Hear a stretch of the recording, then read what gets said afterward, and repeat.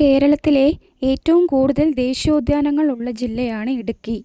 കേരളത്തിലെ ഏറ്റവും കൂടുതൽ ദേശീയോദ്യാനങ്ങൾ ഉള്ള ജില്ലയാണ് ഇടുക്കി. കേരളത്തിലെ ദേശീയോദ്യാനങ്ങളുടെ എണ്ണം എന്ന് പറയുന്നത് 5, അതായത് PSCയുടെ ഉത്തരസൂചിക പ്രകാരം. പക്ഷേ കേന്ദ്ര വനം വകുപ്പ് മന്ത്രാലയത്തിൻ്റെ റിപ്പോർട്ട് പ്രകാരം കേരളത്തിലെ ആകെ ദേശീയോദ്യാനങ്ങൾ എന്ന് പറയുന്നത് 6ആണ്. പക്ഷേ നമുക്ക് ആവശ്യം 5ആണ്.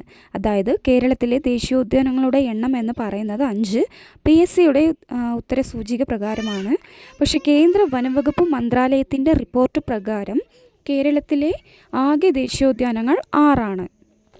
അതിൽ തന്നെ നമ്മൾ ആദ്യം പഠിക്കാൻ പോകുന്നത് ഇരവികുളത്തിനെ പറ്റിയിട്ടാണ്. ഇതാണ് ഇടുക്കി ജില്ലയിലെ ആദ്യത്തെ ഇരവികുളം എന്ന് പറയുന്നത്. അപ്പോൾ ഇതിനെ പറ്റിയിട്ട് നമുക്ക് പഠിക്കാം. കേരളത്തിലെ തന്നെ ആദ്യ ദേശീയോദ്യാനമാണ് ഈ ഇരവികുളം എന്ന് പറയുന്നത്. കേരളത്തിൽ ഏറ്റവും ഉയരത്തിൽ സ്ഥിതി ചെയ്യുന്ന ദേശീയോദ്യാനമാണ് ജില്ല വന്ന് ഇടുക്കിയാണ്. അപ്പം കേരളത്തിലെ ആദ്യ ദേശീയോദ്യാനമാണ്, കേരളത്തിൽ ഏറ്റവും ഉയരത്തിൽ സ്ഥിതി ചെയ്യുന്നു, ജില്ല എന്ന് പറയുന്നത് ഇടുക്കി. ഇരവികുളം പാർക്കിനെ വന്യജീവി സങ്കേതമായി പ്രഖ്യാപിച്ചത് 1975ലാണ്. ഇരവികുളം പാർക്കിനെ വന്യജീവി സങ്കേതമായി പ്രഖ്യാപിച്ചത് 1975ആണ്. അതായത് ഇരവികുളം ആദ്യം വന്യജീവി സങ്കേതമായിരുന്നു, ദേശീയോദ്യാനമായി ആയിരുന്നില്ല. രണ്ടാമത് ഇരവികുളം പാർക്കിനെ ദേശീയ ഉദ്യാനമായി ഉയർത്തിയത് 1978. അപ്പോൾ ഇവിടെയുള്ള 2 ഡിഫറൻസും നിങ്ങൾ മനസ്സിലാക്കണം. പിന്നെ ഇരവികുളം ദേശീയോദ്യാനത്തിൻ്റെ തെക്ക് ഭാഗത്തായി സ്ഥിതി ചെയ്യുന്ന കൊടുമുടിയാണ് ആനമുടി. ഇരവികുളം ദേശീയോദ്യാനത്തിൻ്റെ തെക്ക് ഭാഗത്തായി സ്ഥിതി ചെയ്യുന്ന കൊടുമുടിയാണ് ആനമുടി. ഇവിടെ സംരക്ഷിക്കപ്പെടുന്ന മൃഗമാണ് വരയാട്. അതായത് ഇരവികുളത്തിൽ സംരക്ഷിക്കപ്പെടുന്ന മൃഗമാണ് വരയാട് എന്ന് പറയുന്നത്.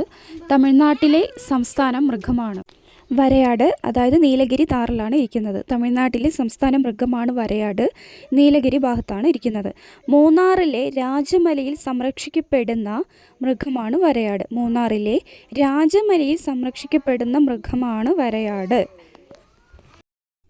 അപ്പോൾ വരയാട് എന്ന് പറയുന്നത് ഇതാണ് കേട്ടോ, കാണാത്തവർ കണ്ടോളൂ. ഈ വരയാടിൻ്റെ കൊമ്പിലാണ് വരയുള്ളത്, അതുകൊണ്ടാണ് ഇത് ഈ പേരിൽ അറിയപ്പെടുന്നത്.